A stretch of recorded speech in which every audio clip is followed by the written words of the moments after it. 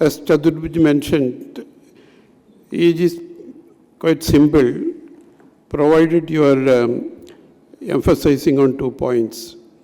I think number one is that you have to be systematic, and number two, by repeatedly viewing the EEG, you have to develop a mental imagery of the waveform. But that comes only with experience, by repeatedly viewing and somebody guiding you to correctly identify the waveform. These are the two important things which are required for you to be a good EEGer. And after having technically verified that the EEG is worth reading, that means it's technically fulfilled the requirement which Dr. Todd has mentioned to you, then we start reading the EEG page by page. That is what we are going to go through. Now, as he mentioned, this is a very important lecture because this forms the first step in the EEG reading. There are something like 5 steps. What we are going to cover through this lecture is the first and the second steps in the EEG reading.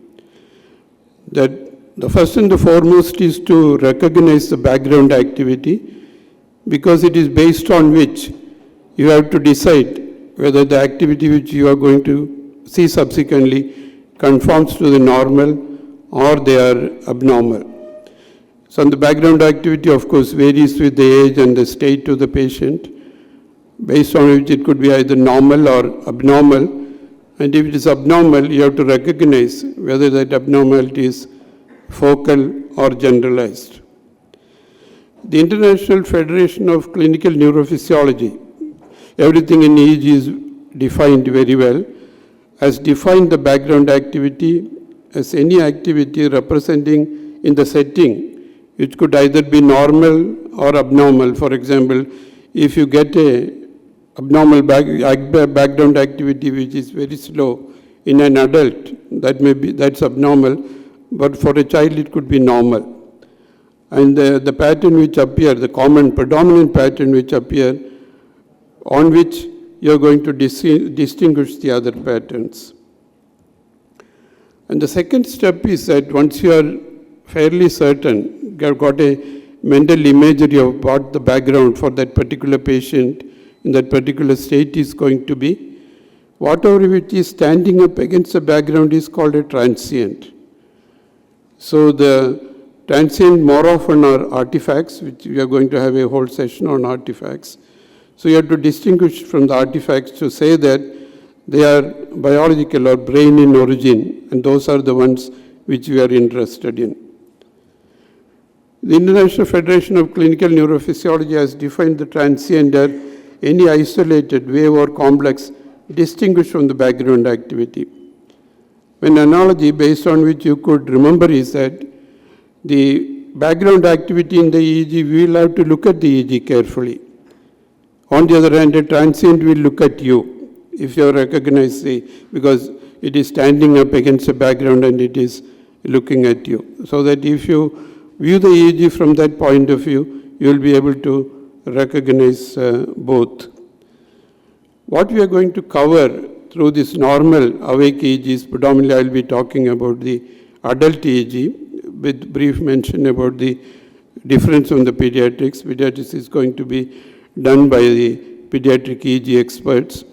We'll first of all say awake background rhythms, then the various kinds of patterns or the transients which pop up from the background, like the lambdas, various potentials, mu rhythm and all, because these are the ones which are more often misdiagnosed as misread as abnormal.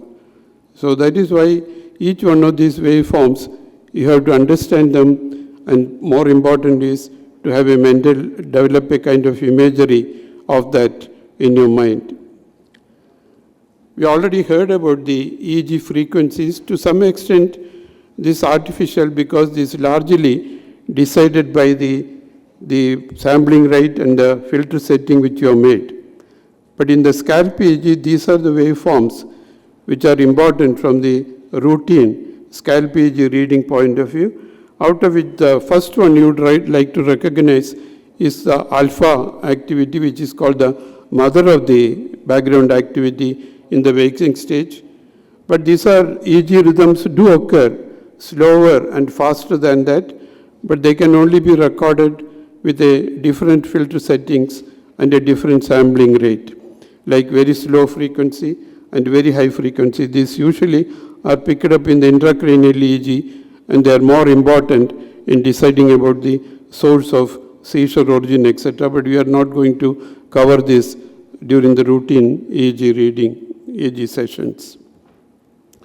Now, first of all, let us define the alpha rhythm. There's a saying that if you know how to correctly identify the alpha rhythm and its variation, you have possibly learned more than 1/3 of the EEGs, what you have to learn. So the International Federation of Clinical Neurophysiology has put forth the following criteria for the alpha rhythm which you have to follow before telling that it's a physiological alpha. Frequency between 8 to 13, that it occurs in wakefulness. It is predominantly seen over the posterior head region, especially the occipital. The amplitude is not usually more than 50 microvolts except in children. It is best seen when the patient is relaxed, physically relaxed and the eyes closed. But perhaps the most important criteria is the last one. It is blocked or attenuated by the visual and the mental effort.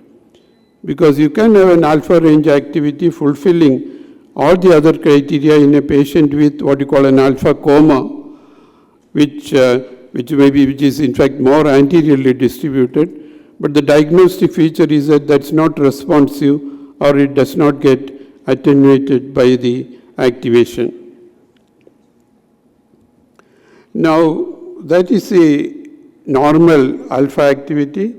You are seeing it more over the parieto-occipital and the temporo-occipital region, and it is rhythmic. Here in the frequency is a 23-year-old male. The frequency is 10 hertz, and it usually occurs in the same way, but sometimes there can be fluctuations, and it may wax and wane in the amplitude. That is, if you very carefully view this, there is a degree of asymmetry even in normal between the two sides. For example, this is P4O2 is a right parieto-occipital region. That's a left parieto-occipital region. And you have to have this kind of a practice that when you are seeing the P3O1 and P4O2, your eye should be trained in such a way that you don't see the rest of the EEG, because you are going to compare between these two sides, and all of you would agree that the amplitude is slightly higher over the P4O2 compared to P3O1. This in general, the non-dominant side will show a slightly higher amplitude in the EEG, but that amplitude difference should not be more than 50% with all the technical limitations with which we record the EEG. So unless it is 50% different between the two sides, do not, whether it is right or left, because you are not going to know which hemisphere is dominant when you are reading the EEG. So at least you should have a 50% difference between the two sides to say that there is an amplitude asymmetry. But if there is an amplitude asymmetry, it need not always be pathological, because the commonest cause of amplitude asymmetry is technical. Dr. Chaturvedi already told you that the amplitude in the EEG is a potential difference. So the larger the inter-electrode distance, the higher will be the amplitude. If you have an EEG technician who is not very experienced, or sometimes due to the asymmetry of skull, if the distance between P3O1 and P4O2 are different, then the amplitude on that side with a higher inter-electrode distance will be higher. So you'll have to check, you have to ask the technician to check this distance before concluding that it is pathologically abnormal. Other common reason is there is a skull defect. Many patients would have been operated in the past who is coming for EEG, and if there is a skull defect, every kind of EEG activity on that side is seen as a higher amplitude. So the message is that before concluding amplitude asymmetry, make sure that the inter-electrode distance is same between the two sides and there is no skull defect. Both these should be the job of the technician to tell you, because she is the one who is going to identify a skull defect at the time of placing the electrode. This is the most important attribute of the alpha activity, that it promptly attenuates on eye opening and then it comes back promptly. So that is repeatedly tested during the, so this is a responsive alpha activity. If there is an asymmetric response, then you can conclude that the side which is not responding is more likely to be, or less responding is more likely to be pathological, and that sometimes previously, before the pre-MRI era and all, this was used as the physiological dysfunction on that side. But these days, patients will come to you after getting an MRI for an EEG, so more time is not spent on checking it. But this was called as a Bancott phenomena, that some of you want to remember that name. You can remember that. You can also see that after this is eye opening and the patient is continuing to blink, when the alpha activity, before the alpha activity comes back, after that there is a small short segment of beta activity, a faster activity. This is what you call, this occurs in, not in all the people. More often you see that this is called an alpha squeak. Why you want to identify that is not to misdiagnose, misinterpret it as abnormal. This is a normal phenomena. And occasionally you can see a short run of rhythmic delta activity over the posterior head region after the eye closure. This should not, usually will not occur for more than a second, and this is what you call the posterior phi rhythm, which again is not abnormal, because why I am showing all these things, they should not be interpreted because one should not overread the EEG. There are a few studies which say that posterior phi rhythm is more frequent in genetic generalized epilepsy like absence. That might make you to speculate that this is only a short run of what you call the oirida, but in any case, more often this occurs in normal people and is not considered as pathological.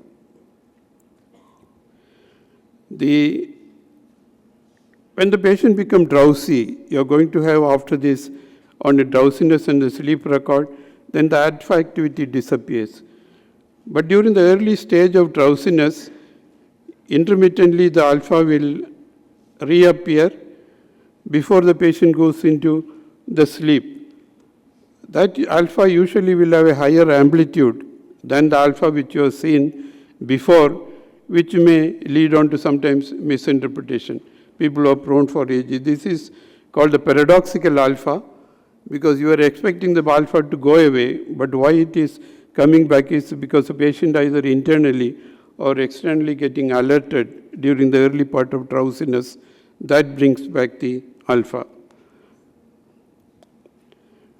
The alpha also respond to arithmetic activation less robustly than what you saw with the eye opening. But this is to show that 100-7 test is given to a patient and there is an attenuation. After that, the alpha picks up. Again, an asymmetry seldom occurs, but if it is consistently seen, then the side which is less responding is pathological. Dr. Klaas, with whom in the Mayo Clinic I got the training, he usually calls it, he has coined a very attractive term called 6A phenomena, asymmetric attenuation of the alpha activity on arithmetic activation. But again, the MRI era, none of us usually are bothered about it because there are better ways of identifying a focal pathology. Most of the EEG labs, after testing the eye opening and the arithmetic, they also ask the patient to say la la la and look for what you call the glossokinetic potential. moving the tongue can produce a rhythmic EEG activity. Why you record it? Because some people have got a tendency to keep on moving the tongue, and if it produces intermittent, slow activity over the frontotemporal region, that may be interpreted as pathological. So in order to get a flavor for a particular patient, what is the frequency and the morphology of the glossokinetic potential, you just keep a record of that. For example, this is a very exaggerated form of glossokinetic potential, and once you see that intermittently, I think majority of us would diagnose it as a FIRDA because frontal intermittent delta activity. So that is the purpose of doing that. In everything what you are making the technician to do, there should be a purpose for it, and you have to understand that. That's what we're trying to convey. And the tongue acts as a kind of battery where the base is positive and the tip is negative, and when it moves, it generates an electrical potential which is picked up over the frontotemporal electrodes bilaterally. There is a saying that we are not born with the alpha, but more often, if you are dying as an old person, you still die with an alpha. So that the alpha activity reaches the 8 Hz or more only at the age of around 8 years. Until then, the theta activity or anything coming posteriorly is normal for the age. One easy way of remembering this is that if at least 80% of the posterior activity in somebody who is more than 8 years is less than the 8 Hz, so all in 88 Hz and 8 years, then that should be suspected as abnormal. So that is how the alpha matures. In contrast, there are studies in intellectually preserved, cognitively preserved people, centenarians, those who are 100 and those who are over 80, and none of them had an alpha activity less than 8.5 Hertz. So there is nothing like age-related slowing of the alpha activity in somebody who is cognitively preserved by cognitive function tests corresponding to the age. So the take-home message is that occipital rhythm less than 8 Hertz in the elderly, irrespective of the age, is definitely abnormal, and below 8.5, it is suspiciously abnormal. This is the EEG of as an illustrate that 75-year-old person, 9 Hertz, well-modulated alpha activity is seen. He was cognitively normal. Now, there are a lot of variants, few variants in alpha, so ideally we should call it as alpha rhythms and not alpha rhythm, because they fulfill all the criteria, but their frequency is different. So there is something called a slow alpha variant and a fast alpha variant. For example, this is a EEG of a 40-year-old female whose EEG was done for headache, and the report given was that there is a rhythmic spike and wave activity over the posterior head region. One should not blame the fellow who has read the EEG because it is looking like that. But if you very carefully see, there is a alpha range activity in between around 9 Hertz, and this is in 4.5 Hertz, the slower one. So that this is what we call it always occurs in harmonics. So it's a combination of, and when there is a merging of two waveforms together, that produces a higher amplitude as well as occasional sharpness. And this is confirmed by the most important quality of the alpha, it promptly attenuates on eye opening. So ultimately this EEG was normal, and that is how you make mistakes in reading the EEG and give a wrong diagnosis. Another, especially in the children, there are a lot of variations happen into. We are not talking about the small children like less than 5 years, that will be dealt by the pediatric EEG experts. But usually in adolescents, for example, there is a posterior slow waves of the youth. It usually happens maximally between 8 to 14 years, but occasionally can even persist into early adulthood. It's also blocked by the eye opening. It can also be asymmetrical, so more often leading on to being interpreted as pathological. So this EEG of a 10-year-old child, that you see that the alpha activity is attenuated by eye opening, but eye closer, it is coming and is occurring at 9 Hz. But here, there are some slow waveforms have appeared. But now if you very carefully analyze those slow waveforms, I'm sure that you would agree with two things. One is that the amplitude of the delta activity which is seen here does not exceed any one of the waveform within that epoch. That's number one. And number two is on the dome of that delta wave, the alpha activity is overriding on it. So these are the two qualities based on which the slow waves of the youth, in addition to age is being recognized. And if, of course, you can do it also attenuates on eye opening. But more often it happens in the other way around. There is a delta activity there. And just preceding that, the alpha activity is slightly more prominent. So there is a tendency to diagnose it as a spike and waveform or a sharp and slow waveform. And this is a common mistake which is made. But as long as it doesn't exceed the amplitude, and this definitely is not sharp, there are other waveforms in a similar way. So that is only fluctuations in the amplitude of the alpha activity.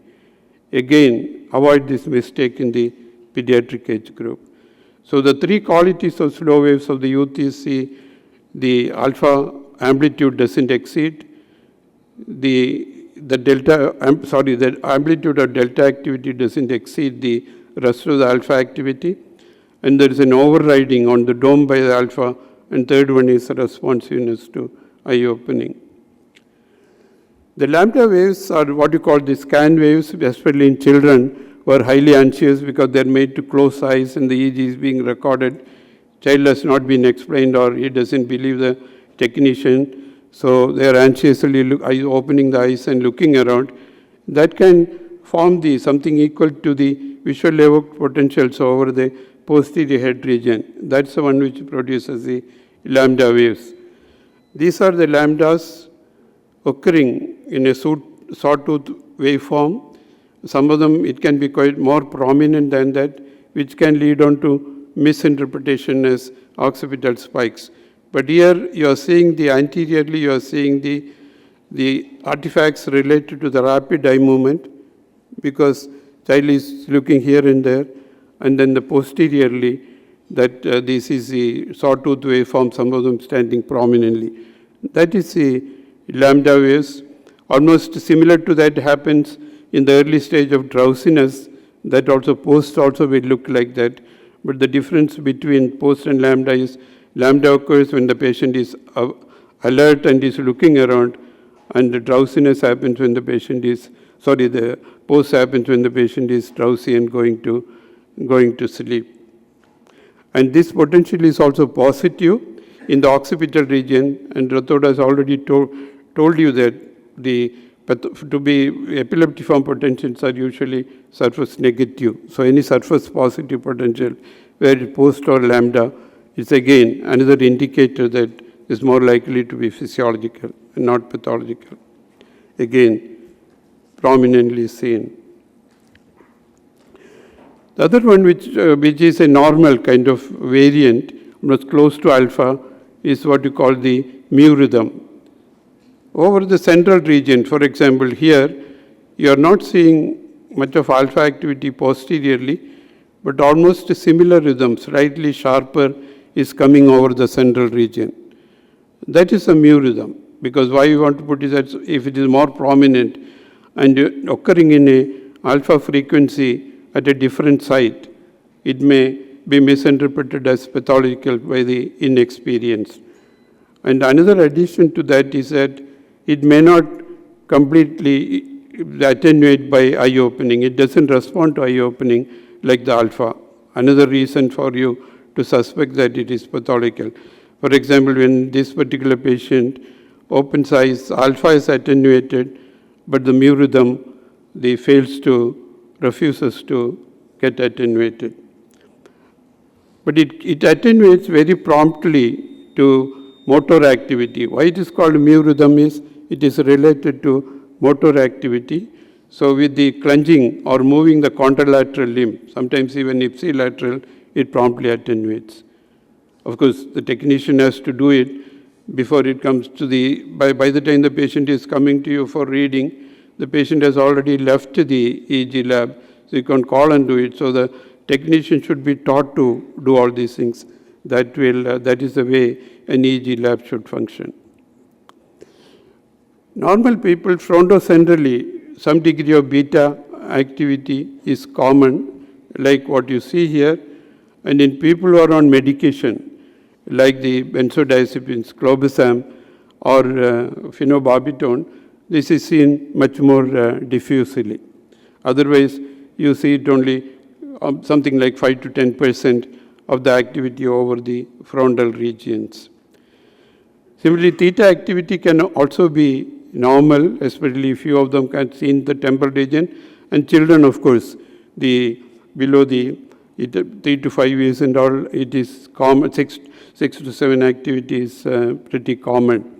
That's what is shown here. This is a 6-year-old child, at least about 1/3 of his activities within the theta range, which is normal for the age. And it also happens when an adult is drowsy right from the beginning of the recording. But don't forget about the ECG. The reason that the ECG channel is you have seen the EEG well, patient is referred for a syncope.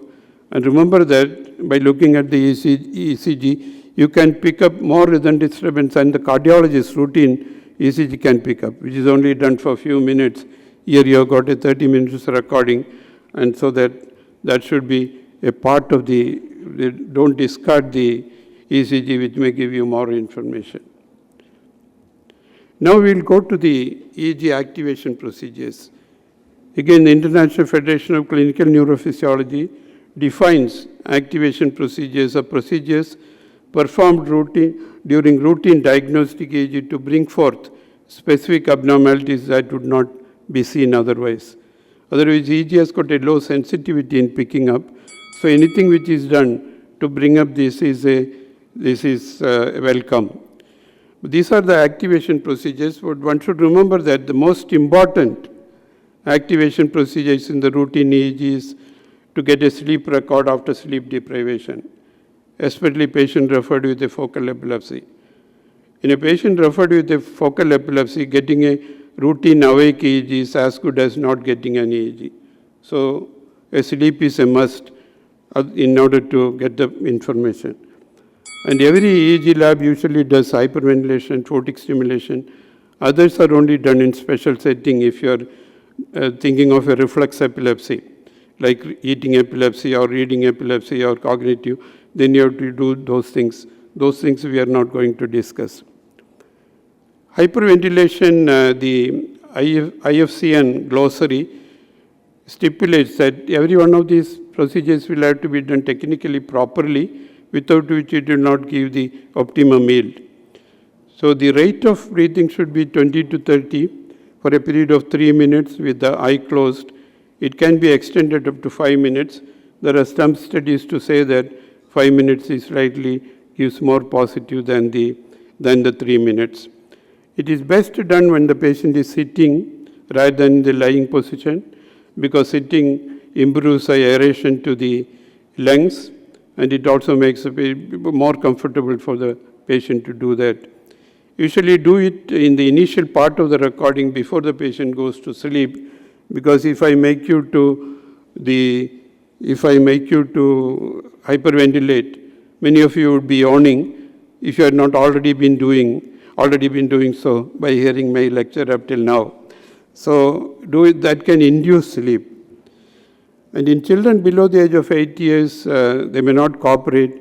So most of the good EEG labs would have these kind of wind wheels against which the patient can be made to hyperventilate. These are all the user-friendly, the kind of devices which you store in the EEG lab. But one should understand, in general, the yield of hyperventilation is pretty low, less than 5%. And hence it is important to understand the contraindications for hyperventilation than the indications. And those are the contraindications. You avoid doing it in people who are in the later age group and who had cardiopulmonary problem, who had a recent stroke, and the intracranial pressure, sickle cell anemia, pregnancy. And if the patient has got a previous history of having had a GTCS with the hyperventilation in the EEG which is done, to make it repeat is medically legally incorrect, at least in US. You can be taken to the court for that. And similarly, if the technician has come and called you, and if there is a very smart or intelligent technician, he will tell you, doctor, I am seeing a lot of abnormalities even before the EEG, absence, everything has happened, so should I make the child to hyperventilate? That again would be superfluous, because many a time you can precipitate a GTCS or something, so it should be avoided. So all these procedures will have to be done carefully. And the real indication for doing, perhaps the only indication in which you should not miss doing is in a child with suspected absence seizure. If the child is not on treatment, there is an 80% chance of it being positive. And this is what happens in a hyperventilation response is highly variable. It's more in children and more in the fasting state, and sometimes you may see nothing. And then here the child is made to hyperventilate, and 30 seconds you see good amount of delta activity, and at 2 minutes 10 seconds is full of the whole thing is delta, and that sometimes is called hyperventilation hypersynchrony or hyperventilation induced high amplitude rhythmic slowing. And sometimes if you make somebody to hyperventilate, especially a child, after that they can complain of giddiness and a bit of unresponsiveness, and that combining with the EEG may be interpreted as a absence seizure. Because if you are an overreader of the EEG, you might even say that the background activity coming in between the slow wave as a spike and wave. That's how you make a normal EEG abnormal. So put together, that will make a wrong diagnosis of absence. That's why it's important to understand all these things. Now, intermittent cortical stimulation is technically more challenging than the hyperventilation, and I'm not going to go through that, but each lab should have their own standard. This is a European protocol for which is recommended to be followed, and for doing the hyperventilation. The technical aspect you can read from the book and try to implement it in the EEG lab. Majority of the responses to hyperventilation are non-significant or non-specific, like photic driving, photomyogenic response, photoelectric response, and electroretinographic response. But you have to distinguish them from the abnormal response, that's a photoparoxysmal response, for which the photic stimulation is being done. That's a photic driving. All of you know that the driving, usually it happens within close to alpha range. If you do it, it is driven. It starts with the photic stimulation and ends with the photic stimulation. So it is time locked, both in the beginning and ending and in the frequency. And it may happen to various frequencies. In children, it would usually happen slightly at a lower intermittent photic stimulation frequency. This is physiological and occurs in almost 70 to 80% of the people if photic stimulation is done properly. There's a photomyogenic response in contrast to the photic driving, which occurs posteriorly. This happens anteriorly because it's coming from the frontalis and the eyelid muscles, is in the form of myogenic artifacts, and it again starts and stops with the photic stimulation, but in a different distribution and different frequency.